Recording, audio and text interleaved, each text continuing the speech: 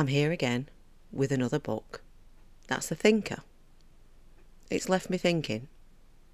I keep finding these books, but I do enjoy them. Let's talk about it.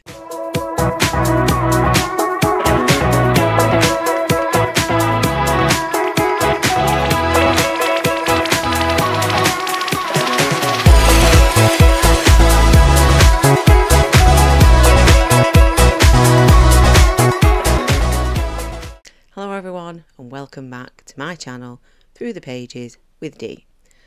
So, as I said, found another book that's The Thinker, very similar to Kindred.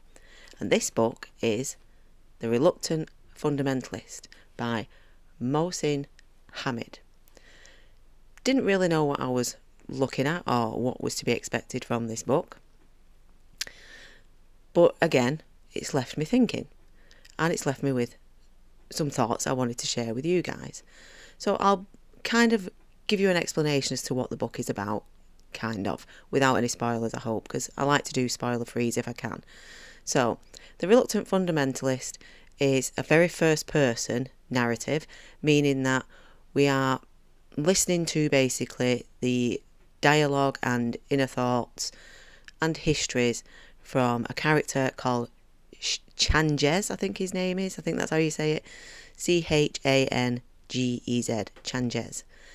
And he's from Pakistan. He's a Pakistani man. And he was born in Lahore. And he's basically been to America for some time. But we're meeting him back in his home place of Lahore. And in Lahore, he goes to the cafe that is called after the place, Lahore. And he meets an American man. And he asks this American man, this stranger, would he like to accompany him for some tea in the cafe. So with some sort of trepidation, the American man joins Changez for this tea, and they set off in conversation. But as you're reading this book, it is only a one-sided conversation from Changez. And it's him retelling his history of his time in America, and also what happened in his time in America, and who he met, who he worked for, his time at Princeton, because he was sought out as a very intelligent student. He had very, very high grades. So he was put as a student that they wanted to bring over to America and take to Princeton on a scholarship. And it starts off with his journey at Princeton and how he then goes to this company called Underwood, Sampson and Company, where he's going to become a financial analyst. And it's a very, very reputable company to try and get into. And he's not too sure whether he's going to manage it or not. He eventually does. He actually manages to get into the company, and he starts on his training program. And all the while, he's telling this American stranger all about this. I loved the narrative of this book. I really did. You're just literally seeing it from Changez's point of view. And you are, in that moment, him and experiencing everything he goes through. But one thing I must point out is the thing that struck me the most is it is very, very, very predominantly what could be associated as a love story. He does, at Princeton, go on a holiday to Greece. And it's just a breakaway, you know, they've been working hard and it's a breakaway. And on this trip to Greece, he meets this girl called Erica. And straight away, she captivates him. She captivates his attention. And it's almost like it's an immediate love. He immediately falls in love with this girl. But as we go through the tale with Changez and Erica, we find that, unfortunately, Erica is slightly suffering from what could be PTSD or some sort of trauma impact, because the boyfriend that she most recently had, called Chris, sadly passed away from cancer. Now, this book isn't all rainbows and happiness, it's not. There are some quite strong elements in this that may not suit everyone. The love story is quite stunning, and what seems to be kind of going maybe on a successful route for Changez maybe isn't potentially going that way. There are ups and downs, there's sadness, there's some elements of war within this, Within Changez's story, once he gets into Underwood Samson Company, he is then in America at the time of 9/11, and it tells you some information from his point of view about that, which I don't particularly want to get into because you have to read it. So it's discretional up to you as to whether or not that is something that you would like to read. I didn't know that was going to be an element within this story, so when I came across it, I was a little bit sort of, okay. But one thing I will say for this that I found encapsulating was the book is trying to give you a very non-judgmental sort of opinion of everyone, or at least that's how I interpreted it. I think it's trying to put across the message of, through acts that happen within our lives, we potentially make preconceived decisions about different races or different religions, and it's trying to put across this message of maybe we shouldn't do that. I don't think we should do that. You know, such as what this book is in some aspects about, which is terrorism. I don't think that we should predetermine that just because that one particular person does that necessarily means that the person stood next to them who may resemble them is going to do the same thing. We shouldn't put those predetermined thoughts out there because that's not necessarily the case. The actions of one don't necessarily concern to the actions of another. You know, so that was a strong message I got from this book, a very strong message I got from it. But one of the most beautiful elements in it was the love story between Changez and Erica. And like I say, Erica is suffering quite badly from what I would probably say is sort of PTSD, traumatic depression. And Changez is madly in love with her and just basically wants to have this relationship with her. And he even goes to the lengths of saying to her, in kind of a romantic kind of moment when they're getting intimate with each other, because they have tried, and again, you know, daytime TV or however you want to put it, I don't really want to get into the nitty-gritty details. That's for you to read for yourselves. But it doesn't work out the first time that they try. So the next time they come into a situation where they're possibly going to attempt to have sex with each other, Changez actually gives the option of saying, close your eyes and imagine I'm Chris. Now, it's not necessarily determined in the book whether or not this was a good idea. It's sort of given as it could be looked at either way, whether this had an effect on Erica or whether it's actually had an effect on Changez. It's not laid out for you as so simple as to just blatantly explain it. It's very, very well written, very well written.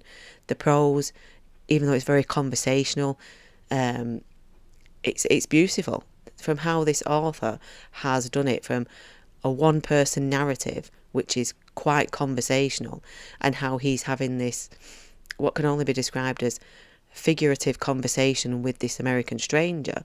However, you never hear from the stranger his responses. You only hear them from Changez kind of repeating what the stranger has asked him. And I just found it fascinating. I don't think I've ever read a book like this. And I thought it was really, really good. I really enjoyed it. The more I got halfway through, because I'm really trying not to give too much away, because if I do, it will absolutely spoil what this author has written for you. So as much as I want to sort of say, give this book a chance, I don't want to go too much into it. But what I will say is that at the halfway point of this book, so it's 12 chapters, so at chapter 6 when I'd finished, I had this strong impression that I wasn't sure who was a threat to who, because you are getting sort of feels that either the American stranger is a threat to Changez, or potentially that Changez could be a threat to the American stranger. But you're not quite sure as to which way it's going to go.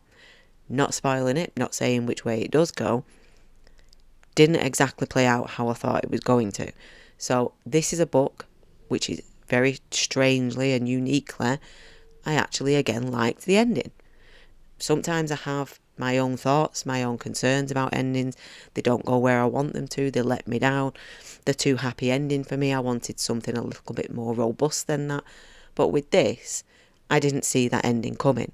So for me, it wasn't exactly what I would call a twist, but it did have an impact on me where I thought, I liked that.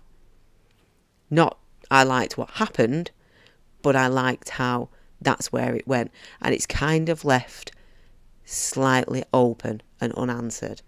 And I also too like endings like that. It was just great. It's not info dumpy, it's detailed enough so you're following along with the story. It's not info dumpy at all. But it does give a very different view on how things may have looked to others during such times as 9/11. That maybe gives too much away about how this story goes, but don't take it the wrong way. It's not in a negative connotation. It's not as if it's bashing on other people. It's not. It's actually very levelled and very, is Changes maybe being overly judgmental, or is he thinking along the right lines? He's always questioning himself. But the most beautiful part of this book for me was the story between Changes and Erica. And that's where I have to more so sing its praises, because she does go into kind of a place where Changes doesn't want her to be. And one of his main focuses, besides his family that are in Lahore and what's going on there between India and Pakistan at the time and how that's affecting him, and he may not be able to continue to be in America. He may have to go home because of how strong his feelings are towards what's going on at home. Through all this, he's still very much aware of Erica and still very much in love with her, and always questioning himself that I need to show her how much I love her, but she's kind of pushing him away and saying, I'm not right for you, I'm not good for you, you need to go and do what you need to do and maybe potentially forget about me and live your life. And I just found it very moving. That to me stood out more than anything within this story, was the love between Changes and how you can see that Erica is having this battle of wits in her own mind and doesn't know which way at first is best for her to go. But then she does seek out help and she ultimately gets the help. But in her mind, it's not the way that Changes wants it to go. And really, if I say much more than that, it will definitely be a spoiler review, and I don't want that to be the case, because I would say that The Reluctant Fundamentalist is definitely worth a read. It's very short. I started it at, I think it was around maybe 10 o'clock this morning, and I have literally just finished it. So it has taken me 6 hours, 7 hours to read. So it's 200 pages. Is it 200? Yeah, 200 pages. And it's very, very encapsulating. It has you hooked. You keep turning the pages. You don't want to put it down. You want to find out where it's going with Changes and this American stranger. And they have a meal together, and it's something very, very different to me. I've never read anything quite like this. Almost play-like. It could potentially make an extremely good play. I think I saw on Google earlier when I was having a little bit of a sniff around to see what I could find out. I think it has actually had a film made from this novella. So if anybody wants to check that out instead, they could potentially do it that way. How sort of true to the book it is, I don't know. Whether, it's a true adaptation or not, I'm not sure. I've never seen it. This is the first I've heard of anything of this sort.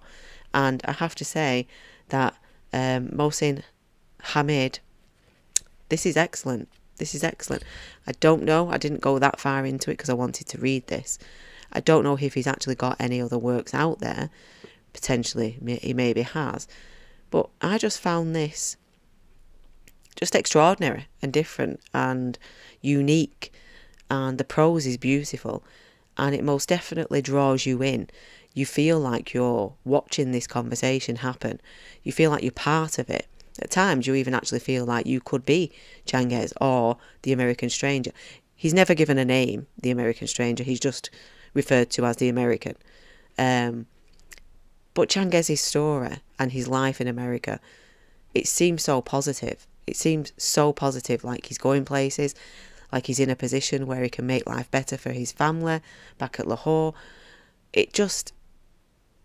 And then it kind of takes a turn, and nothing seems that easy anymore, and Changes has some decisions that he has to make, and he makes the decisions that he feels are right for him, and whether or not they are, you will have to find out by reading The Reluctant Fundamentalist. So, just a short one today, but I just wanted to bring that to your attention because I really enjoyed it and read it in 6-7 hours, and I thought I'll jump straight on here, make some content about it, not go too much into it, because it's very hard when you've literally just finished a book to not tell you the whole story. It's a lot harder to snippet bits from it to make content than it is to divulge everything about it straight after you've read it, because that's what I usually do with my daughter, is I go, and this, and then, blah, blah, blah, and then you won't believe, and that's how I usually do it, but she's not here, she's at work. So I wanted to come on and make this content, but without spoilers. So I think I have said one or two things, but I'm hoping that's just giving you insight into what the book is about, more than spoiler alert, because I don't think that any of that spoils the ending. You don't see the ending coming. At least I don't think so anyway. So, if you get the chance, give The Reluctant Fundamentalist a try. See how you feel. I thought it was superb. And yeah, I do believe that it is a book that gives you supreme pause for thought to think about, have you ever made a snap judgment, or do you know other people who have ever made such judgments off the back of a historical event about other people? And is that the correct thing to do? Of course it's not. Just because Joe does a thing doesn't mean Bob's going to do it. So that's another thing I took from the book, is I found that it was pointing out the fact that Joe and Bob are not the same person. They may be of the same culture, they may be of the same religion, they may be of the same background, but that doesn't mean that their behaviours are the same. So we are not in a position to judge everybody as everybody else and just at face value.